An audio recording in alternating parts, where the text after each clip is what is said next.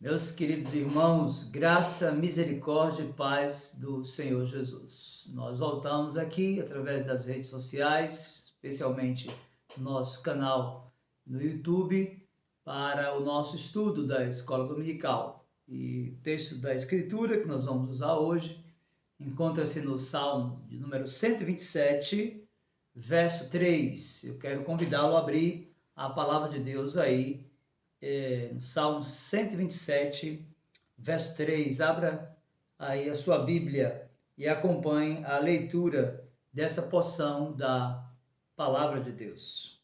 Herança do Senhor são os filhos, o fruto do ventre, seu galardão. Vamos fazer uma oração e nós iniciaremos então o nosso estudo nesta manhã. Meu Senhor, em nome de Jesus, teu bendito e amado Filho, nosso Redentor e Supremo Pastor, é por ele, por seu sacrifício perfeito, eterno, suficiente, por sua mediação, por sua intercessão, por seus méritos, que nos achegamos a Ti, para Te pedir que nos instrua nesta manhã, neste estudo, e ajude-nos a compreender a Tua vontade de forma especial na criação dos nossos filhos. Que em tudo, Cristo, nosso Redentor e Supremo Pastor, seja exaltado e glorificado. Em nome dele nós oramos. Amém. Meus irmãos, criação de filhos nunca foi uma tarefa simplista. À proporção que o tempo passa, as coisas vão se complicando.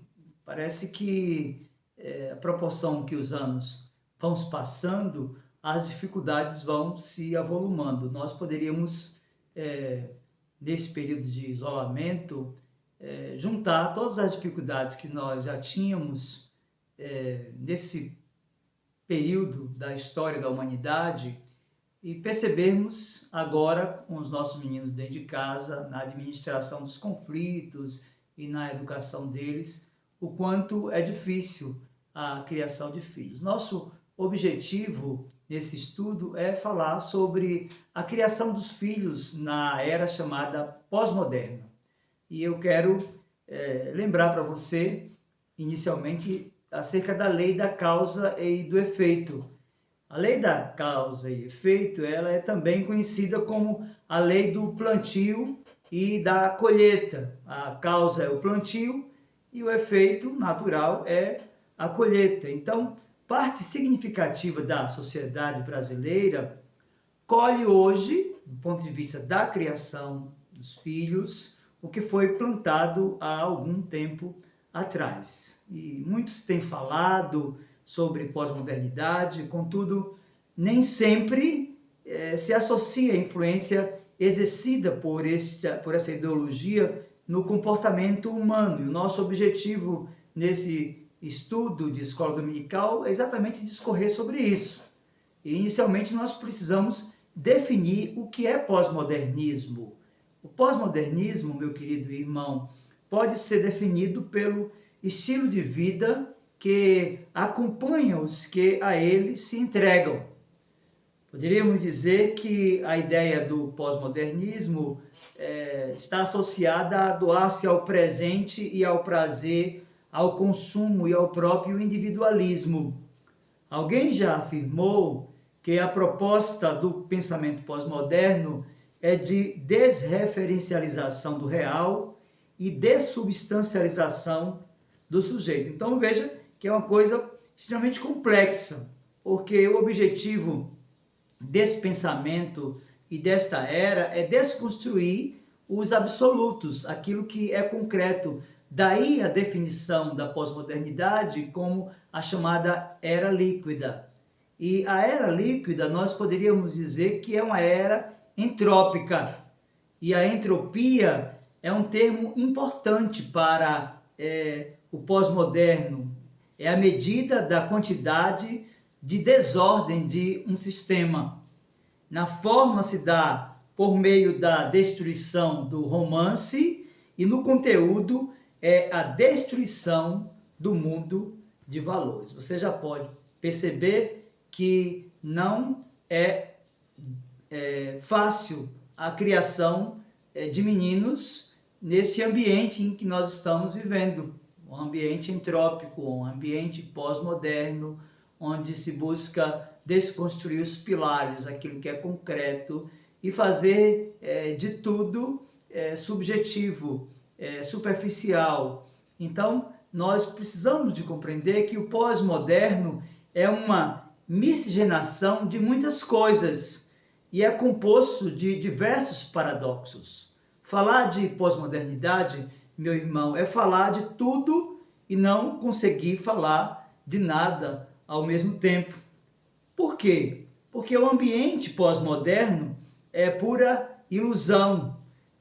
Nós precisamos conhecê-lo para poder resistir à sua ideologia e aquilo que vem contra nós, nós que cremos em verdades concretas e absolutas.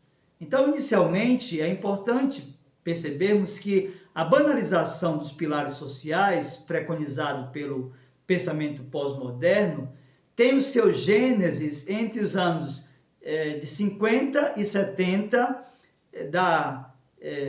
do século passado e caracteriza-se por algumas coisas. Primeiro, esta banalização dos pilares sociais está estruturada numa ideia de anti-intelectualidade. Ela também é centrada em uma outra ideia de anti-humanismo. Nós já falamos aqui, o pensamento pós-moderno e a sua ideia de banalizar os pilares sociais também tem uma relação com a superficialidade e, por fim, a efemeridade. Então, é importante nós compreendermos que o pensamento pós-moderno, ele tem forte influência em algumas áreas da sociedade e, a partir dessa influência nessas áreas, que as coisas passaram a sofrer as mudanças, de tal forma que nós que somos de meia idade nos encontramos estupefatos com tanta mudança e com mudanças tão radicais. E nós ficamos objetivamente procurando responder às questões como, por exemplo, o que foi que aconteceu? Então, a primeira coisa que você deve compreender é que o pensamento pós-moderno ele influenciou muito as artes. A fúria do pensamento pós-moderno, meu querido irmão, foi devastador. E até mesmo as artes sofreram consequências terríveis. Por exemplo, a arte pós-moderna, ela pode ser definida como irracional, ela pode ser definida como emotiva, ela é chamada por aqueles que têm afinidade com a arte concreta de anti-arte. Ela sai dos museus e é lançada na rua com uma outra linguagem de fácil assimilação para o público e do valor artístico à banalidade cotidiana. Não é que a arte abstrata não tem um valor, é que tem muita coisa hoje que é definida como arte e que nós ficamos procurando onde é que há arte nisso. Então isso é o produto da influência do pensamento pós-moderno. Mas ele não influenciou apenas a arte. O pensamento pós-moderno também influenciou a filosofia. E o pós-modernismo chegou à filosofia em meados dos anos 60 do século passado, com a proposta de desconstrução do discurso filosófico ocidental. E desconstruir para os pós-modernos, falar o não dito. O pós-modernismo está associado à decadência das grandes ideias, dos grandes valores e das instituições ocidentais, como Deus, verdade e a própria família. Daí você começa a compreender onde é que reside a dificuldade, por exemplo, para você instruir os seus filhos. E por que é que eles resistem tanto àquilo que é concreto, àquilo que é absoluto? É porque eles estão pautados numa agenda de pós-modernismo, que está amparado pela ideia de que tudo é fluido. e de que tudo é subjetivo. O que é verdade para um pode não ser verdade para outro. Então, quando você fala sobre o concreto, sobre aquilo que é absoluto para o seu filho, na criação dele, logo ele cria resistência, porque ele nasceu já sobre essa influência do pensamento pós-moderno. Mas veja, o pensamento pós-moderno influenciou a arte, influenciou a filosofia, mas ele influenciou também o consumo. Historicamente, meu irmão, nos anos 80, o pós-modernismo chegou até as massas, inaugurando ali um novo estilo de vida permeado basicamente pelo espírito consumista, narcisista e hedonista. Nessa filosofia, não há a opção para não consumir, pois o apelo ao novo é constante. As instituições, ideologias, concepções políticas, por exemplo, já não orientam o comportamento de muitas pessoas, já que dentro desse ambiente fluido, onde há um conflito entre aquilo que é absoluto e concreto e aquilo que é relativo, há um apelo a que se consuma, e que se consuma de forma desmedida. Na realidade, a felicidade na pós-modernidade, ela também está associada à capacidade que cada pessoa tem de consumir de maneira desregrada. Então perceba que há uma influência também, e é por isso muitas vezes que você, enquanto pai, é desafiado pelo seu filho a satisfazer os seus anseios e desejos, dando para ele aquilo que ele acha que ele deve, que ele pode ter. E isso é influência do pensamento pós-moderno. Mas há um outro aspecto, talvez esse seja o mais radical no pensamento pós-moderno, e isso nos traz agora algumas características do seu pensamento. E a primeira característica é exatamente a aversão à verdade. O pensamento pós-moderno, meu irmão, tem como centralidade refutar tudo que possa se definir como verdade. Na realidade, na esfera da pós-modernidade, o que é verdade para um pode não ser verdade para o outro. Daí essa confusão que nós vivemos em várias esferas da sociedade. Por exemplo, advogados de defesa e acusação parecem ter inventado uma engenharia que faz com que os juízes cheguem a conclusões diferentes, mesmo quando partem da mesma evidência. Então, isso é produto da subjetividade, isso é produto da fluidez, isso é o produto do enfrentamento àquilo que é absoluto, que é concreto, que foi sempre definido como verdadeiro. Então, nós precisamos de compreender que, de fato, a primeira característica do pensamento ou do comportamento pós-moderno é a sua aversão à verdade, mas não para por aí. Uma segunda característica do comportamento pós-moderno é estimular as pessoas a buscar além daquilo que se oferece. Os pós-modernistas, meu querido irmão, afirmam que a era moderna falhou com os pressupostos que afirmavam uma determinada verdade, seja na ciência, seja na política, ou seja, na religião. Desta forma, meu querido irmão, eles defendem que é um risco adotar esse padrão de comportamento. Verdade nesse ambiente pós-moderno é tudo aquilo que pode levar alguém a ter felicidade. Então, dentro desse conceito de verdade na pós-modernidade, se esvazia todo aquele arcabouço de ideias que tem relação direta com aquilo que é autoritativo, com aquilo que é absoluto, com aquilo que é concreto. Se a verdade está satisfazendo alguém, se essa verdade para ela, ainda que seja utópica, está lhe conduzindo a um estado de felicidade, não importa se alguém tente refutá-la.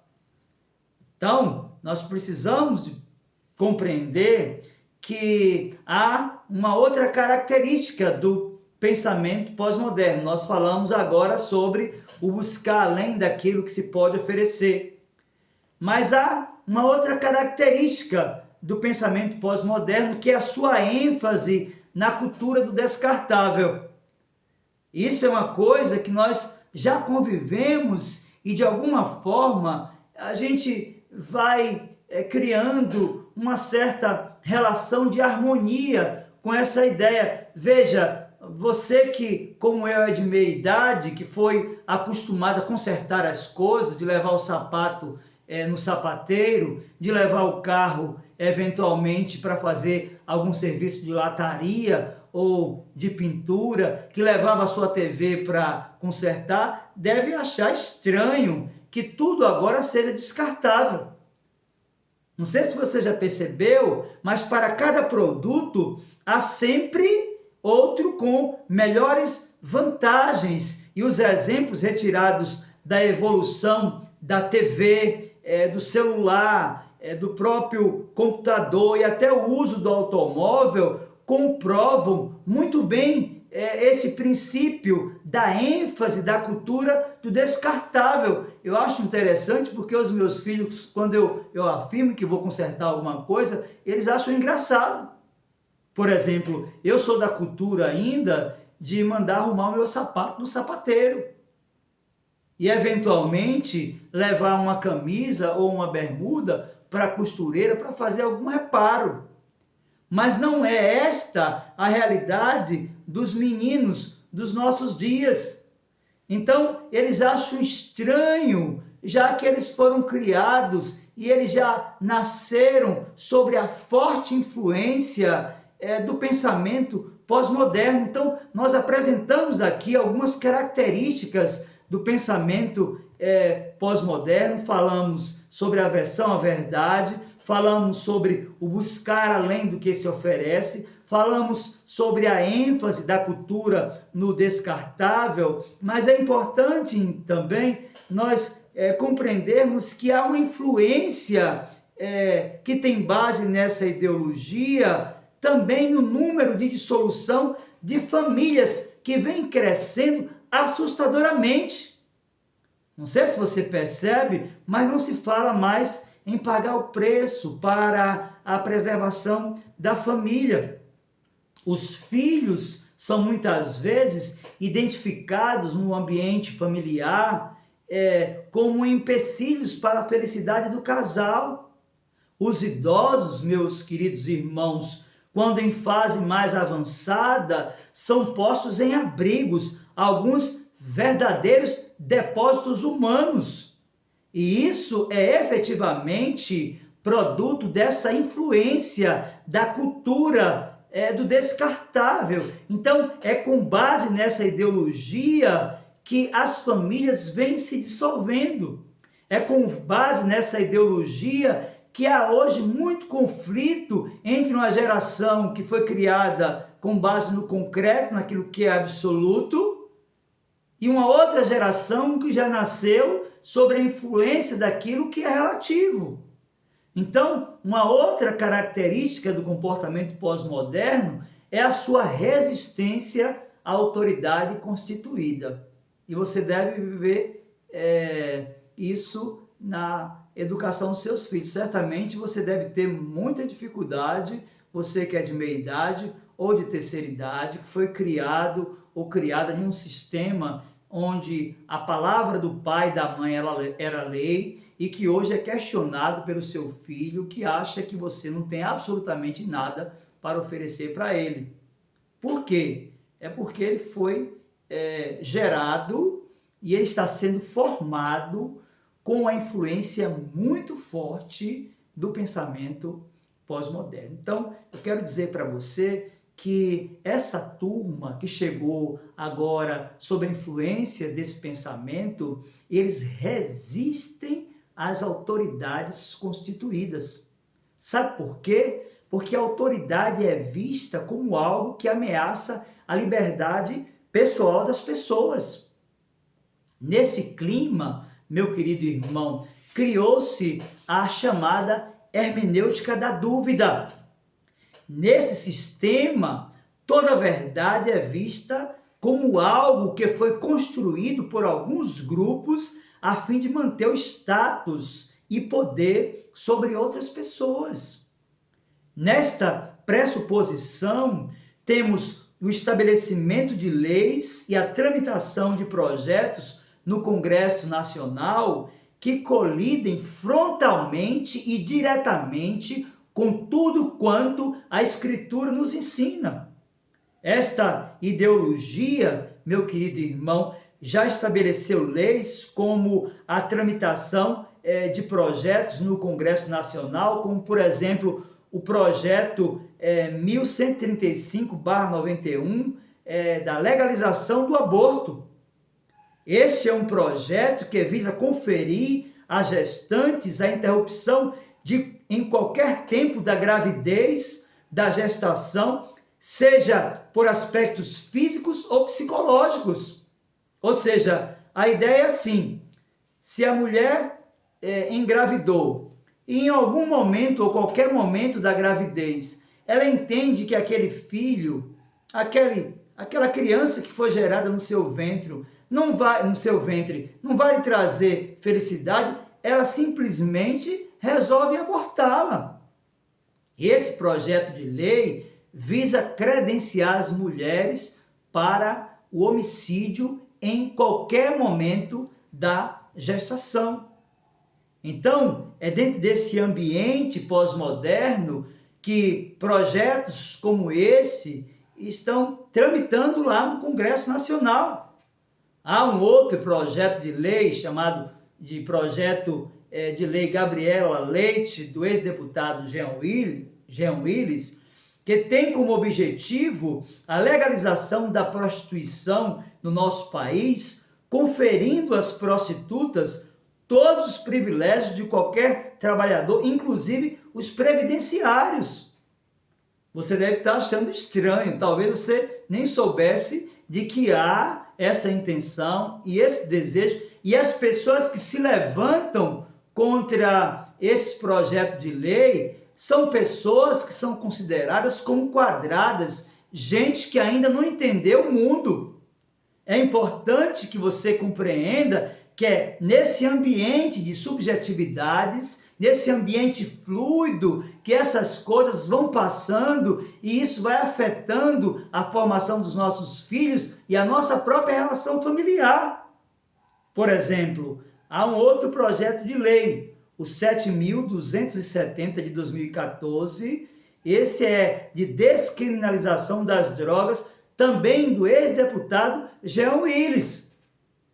O objetivo desse projeto, meu querido, é regular a produção e comercialização da maconha e seus derivados, tornando a cannabis uma droga lícita como uma regulação e restrições semelhante às do álcool e o tabaco. Esse projeto descriminaliza a posse de qualquer tipo de drogas, inclusive as ilícitas, para o consumo pessoal, assim como para o autocultivo. É nesse ambiente que nós vivemos, o ambiente da pós-modernidade, que os nossos filhos estão sendo criados. Então veja como é difícil e a razão do conflito que você tem na educação do seu filho. Mas para não parar por aí e seguir ainda pensando em outros projetos de lei, eu quero falar agora de um projeto da senadora Marta Suplicy, que é a PL 612 de 2011. Na realidade, a PL 612 de 2011 estabeleceu o casamento homoafetivo. Agora, qualquer cartório é obrigado a realizar uniões estáveis e é a chamada conversão da união em casamento civil. Então perceba que o ambiente que você foi criado, você que é pai, que está educando seus filhos e que tem enfrentado tantos conflitos com eles, foi um ambiente completamente diferente. A pós-modernidade tem como objetivo colocar na mente dos nossos meninos que verdade é tudo quanto pode lhe produzir felicidade. Para eles, lidar com o concreto, com o absoluto, é muito difícil, porque eles chegaram e estão sendo formados num ambiente muito relativo. Então, dentro desse ambiente, e ainda falando sobre projeto de lei e leis que foram criadas, por exemplo, o projeto de lei 58 de 2014, que tornou-se a lei Bernardo, é exatamente o projeto que faz com que as pessoas não consigam discernir o que é violência do que é disciplina. E por meio de alterações no Estatuto da Criança e do Adolescente, o ECA, a legislação busca coibir maus tratos e violência contra menores ao determinar que os pais ou tutores não podem impor castigos que resultem em sofrimento ou lesões aos filhos. O problema aqui, meu querido irmão, é que há uma confusão entre o que é violência e o que é disciplina. A Bíblia define a disciplina como um ato de amor e diz que, assim como Deus corrige ou disciplina os filhos que amam, os pais também que amam seus filhos devem discipliná-los. Mas daí vem, então, a lei da palmadinha para lhe dizer que você não tem o direito de disciplinar o seu filho. Eu quero dizer para você que a disciplina é muitas vezes dizer um não apenas. Eu quero dizer para você que a disciplina é muitas vezes retirar um privilégio que o seu filho tem, em decorrência de um comportamento que é um comportamento que está fora do padrão daquilo que você quer na formação moral, ética e religiosa do seu filho. Mas a disciplina também, segundo a Escritura, pode ser uma disciplina física. A palmadinha, que vai fazer com que a criança compreenda que aquilo que ela está fazendo não está correto e que, de alguma forma, aquilo trouxe uma dificuldade na relação que ele tem com seu pai. Então, veja, eu estou falando de disciplina, não estou falando de violência. Porque uma coisa é você disciplinar, e a disciplina é um ato de amor, e a outra coisa é você violentar. Nós somos contra a violência. Como cristãos reformados, nós abominamos qualquer forma de violência, mas somos a favor da disciplina bíblica, porque ela é definida como um ato de amor de pais que amam aos seus filhos. Então, nós precisamos de falar ainda de algumas características do comportamento pós-moderno. E uma das características é exatamente a relativização de verdades absolutas. A cultura religiosa, por exemplo, dos nossos dias, dos dias atuais, ela é corporativista, autoritária e, ao mesmo tempo, ela é relativista. É a religião que nós podemos definir como uma religião da lábia, do engano e da corrupção. Ela favorece o analfabetismo bíblico e termina referendando os conceitos pós-modernos. Por quê? Porque o pensamento pós-moderno no ambiente do espaço religioso, ele culmina no pragmatismo. A ideia, meu querido irmão, é a seguinte: não importa se o que eu ouvi é mentira. O importante é que essa mentira funcione para mim e gere uma sensação de bem-estar. Daí essa quantidade absurda de pessoas que frequentam templos religiosos, de forma especial igrejas que são definidas como igrejas evangélicas no Brasil e que estão sendo enganadas, porque estão lá para ouvir aquilo que querem, não aquilo que precisam de ouvir, que é a verdade autoritativa inerrante da Santa Escritura. Dentro dessa teoria, meu querido, da pós-modernidade, a verdade deixou de ter um valor significativo. O importante é o sensorial. As estruturas emocionais nos cultos dessas igrejas precisam sofrer abalos.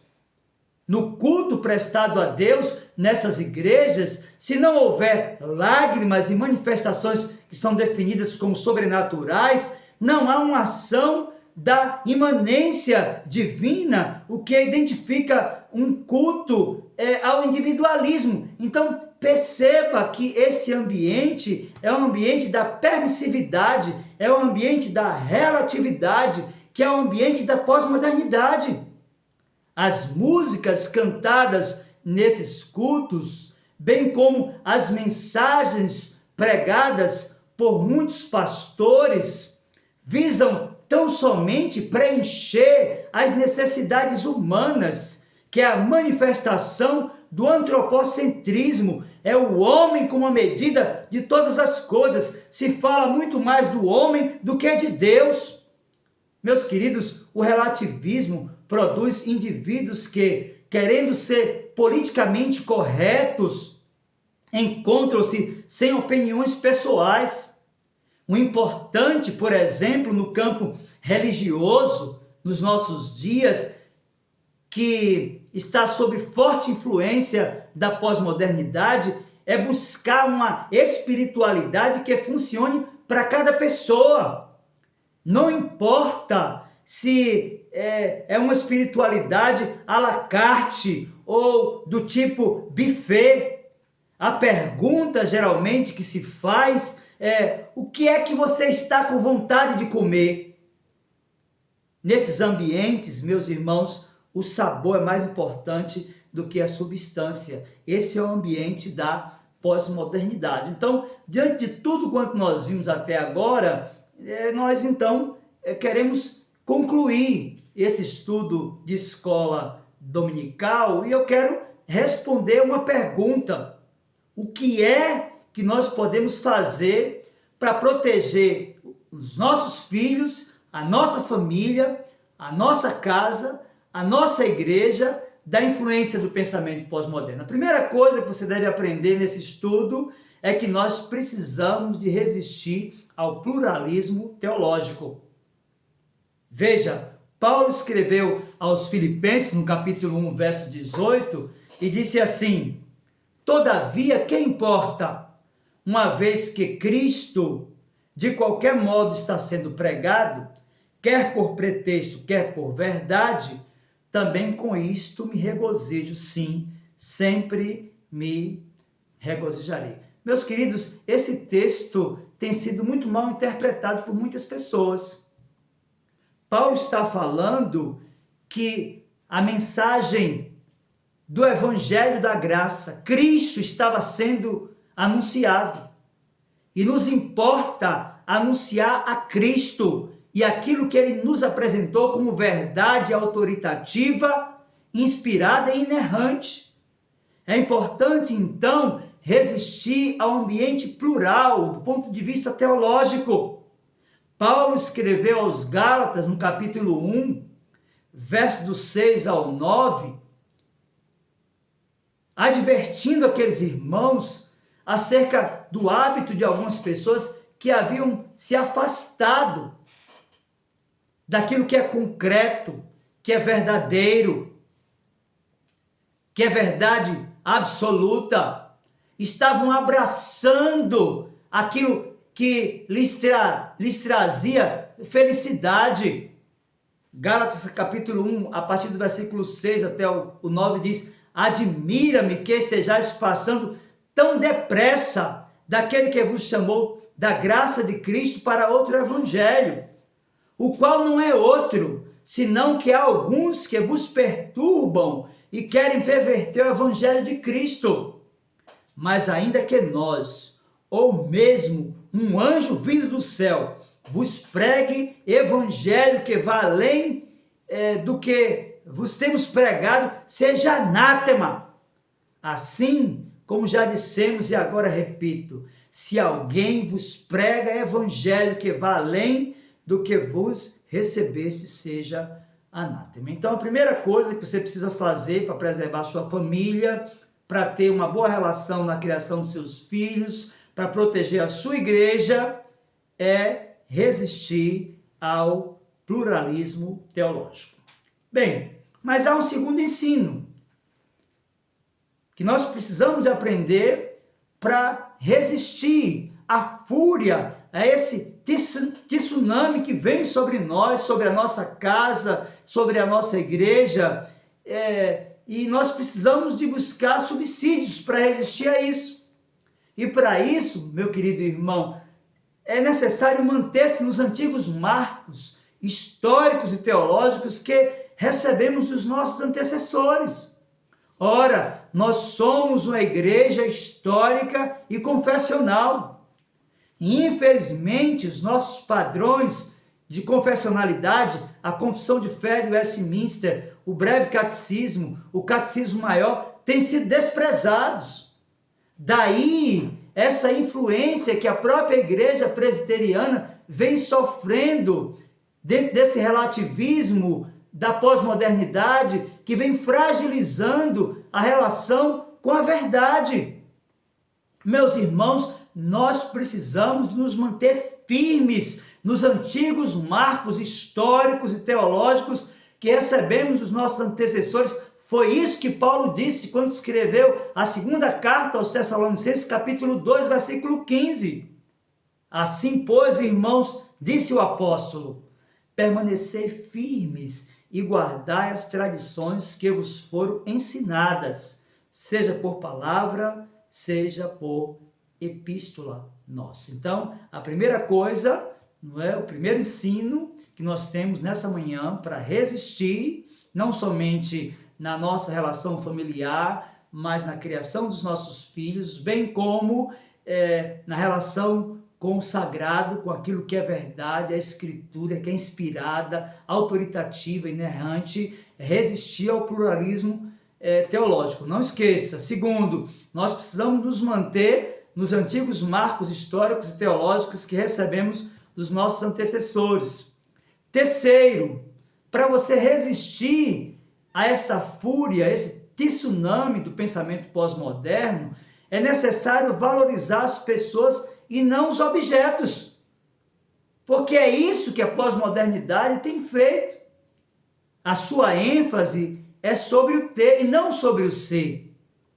O valor da pós-modernidade não está relacionado às pessoas e sim às coisas.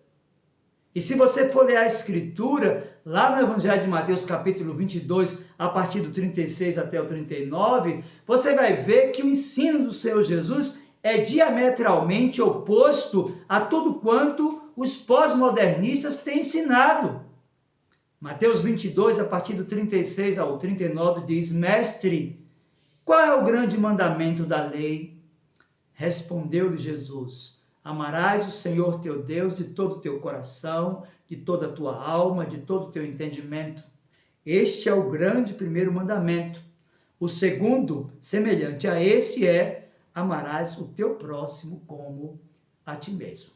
Meu querido, você já percebeu como a influência do pensamento pós-moderno tem feito com que muitas pessoas deixem de valorizar as pessoas para valorizar as coisas? Você já percebeu quantos filhos são órfãos de pai e de mãe vivos? Você já percebeu quantos relacionamentos de casamento são rompidos em decorrência de negócios e de interesses por aquilo que é material? Isso é o produto da influência do pensamento pós-moderno nas famílias e na própria igreja. Então, para você resistir a essa fúria, a esse tsunami que tem vindo sobre a vida da igreja, que tem dissolvido tantas famílias, que tem rompido relacionamento de pais com os filhos e de filhos para com os seus pais, é necessário valorizar as pessoas e não os objetos. Ora, ainda dá tempo. Se você se perdeu, se você caminhou de tal forma a abraçar as ideologias da pós-modernidade, ora, essa mensagem é para você. Acorde! O seu maior patrimônio é a sua família. Não permita com que os seus filhos se percam. Não deixe com que o seu casamento se dissolva. Meu querido irmão, é de fato um desafio para nós. Porque a pós-modernidade tem arrebentado a história de muitas pessoas, de famílias e de muitas igrejas. Mas é necessário também, meus queridos irmãos, contrariando aquilo que a pós-modernidade, com seu subjetivismo e relativismo ensina, nos proteger da influência do seu pensamento, nos submetendo às autoridades constituídas por Deus. E a Escritura está cheia dessa verdade. Se você abrir a Bíblia, você vai ver lá em Romanos capítulo 13, versos 1 e 2, o apóstolo Paulo falando sobre a necessidade da submissão às autoridades superiores. Todo homem esteja sujeito às autoridades superiores, porque não há autoridade que não proceda de Deus, e as autoridades que existem foram por ele instituídas, de modo que aquele que se opõe à autoridade resiste à ordenação de Deus, e os que resistem trarão sobre si mesmos condenação. Meus irmãos, nós devemos nos submeter às autoridades que o Senhor constituiu, a não ser que a postura dessas autoridades colida de forma frontal com aquilo que a Escritura ensina. Nesses casos, nós devemos nos lembrar o que Lucas registrou no livro de Atos. Ele disse que importa obedecer a Deus do que aos homens. Enquanto as autoridades estiverem submissas e o seu padrão de vida for condizente com aquilo que a Escritura ensina, nós devemos nos moldar ao padrão daquilo que Deus estabeleceu, porque é Ele que constitui a autoridade. Mas há um outro aspecto em um outro texto, agora na carta aos Hebreus, que vai nos chamar a atenção ainda acerca da necessidade da submissão às autoridades constituídas. Hebreus 13, 17 diz: lembrai-vos dos vossos guias, os quais vos pregaram a palavra de Deus, e considerando atentamente o fim da sua vida, imitai a fé que tiveram. Meus irmãos, é importante nós falarmos sobre isso aqui do ponto de vista da nossa relação eclesial. Há um problema hoje, muito sério, de crentes que não se submetem aos seus líderes. Isso começa com o rompimento da submissão de muitas pessoas à autoridade do pastor. Ora, a Escritura define o pastor aqui como guia espiritual do rebanho, a quem todo rebanho deve atender. É importante que você pense que o pastor da sua igreja é uma autoridade que Deus instituiu sobre você. E do ponto de vista daquilo que ele requer, é a manifestação da glória do seu nome, através de pessoas que compreenderam que a base do reino de Deus é autoridade e submissão. E isso não se limita apenas à figura do pastor. No caso do sistema presbiteriano, nós temos uma liderança constituída de um conselho, que deve ser atendido nas suas resoluções administrativas, por exemplo.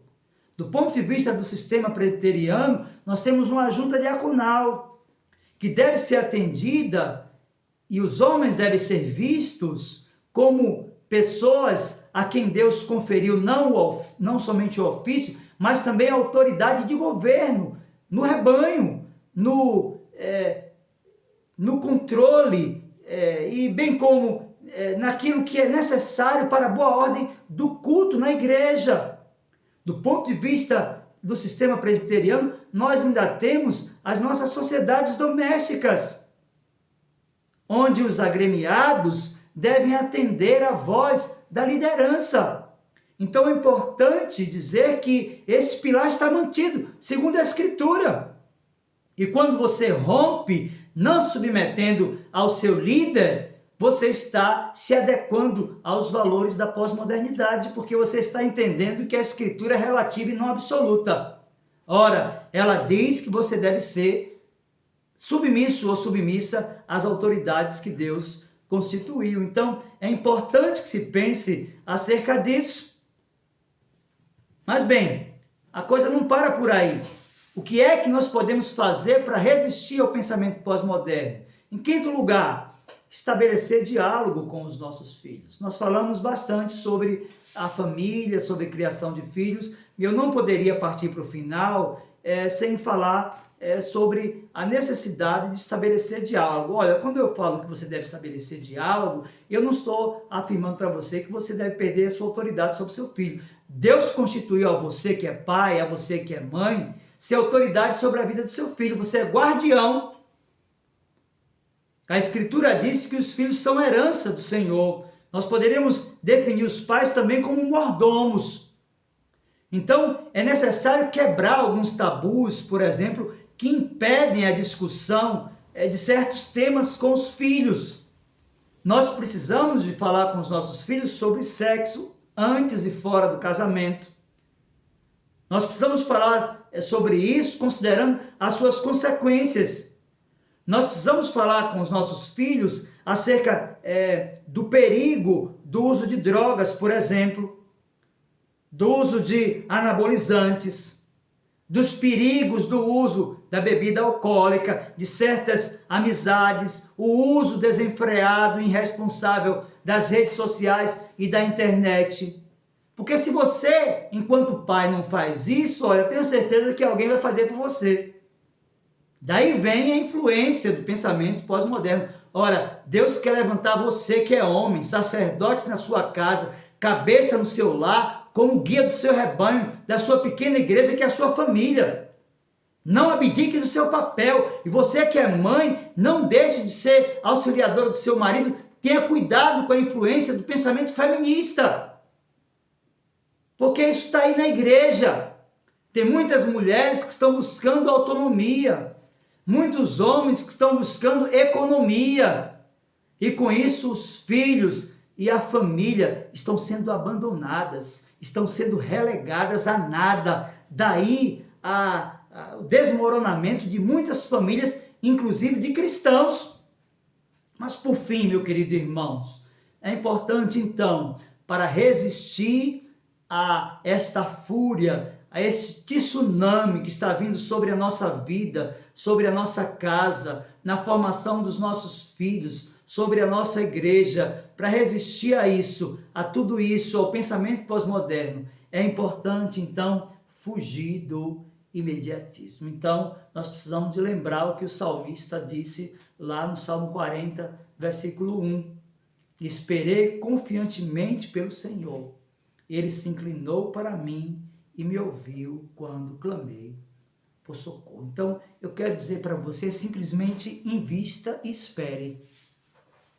Lembra que nós falamos no início sobre a lei da semeadura? Deseje semear na sua casa, na sua relação conjugal, no seu relacionamento com seus filhos. Ore com eles e por eles. Ensine a Bíblia para eles. Revele para eles que a sua relação com Deus, com Cristo e com a igreja não é uma mentira. Seja autêntico, seja verdadeiro, seja cristão, piedoso. Busque a glória de Deus, espere, porque Ele vai te recompensar. E vai recompensar também os seus filhos. A Escritura diz que a herança do Senhor são os filhos, o fruto do ventre, o seu galardão. Tamanha é a minha responsabilidade e a sua responsabilidade. Nós que recebemos a graça de educar meninos e meninas para que sejam crentes e que façam tudo para a glória do nosso Deus e do nosso Senhor Jesus Cristo. A minha oração e súplica nesse estudo é que você tenha compreendido o quanto o pensamento pós-moderno ele é perigoso. Que você tenha compreendido o quanto o pensamento pós-moderno pode estar influenciando suas decisões e suas relações. E que você queira, de fato, resistir a tudo que é plural e amparar-se em tudo que é concreto, que é verdadeiro, que é absoluto, que é inspirado, que é inerrante, que é autoritativo, que é a Santa Escritura, a palavra de Deus. Que Ele aplique a sua palavra ao nosso coração.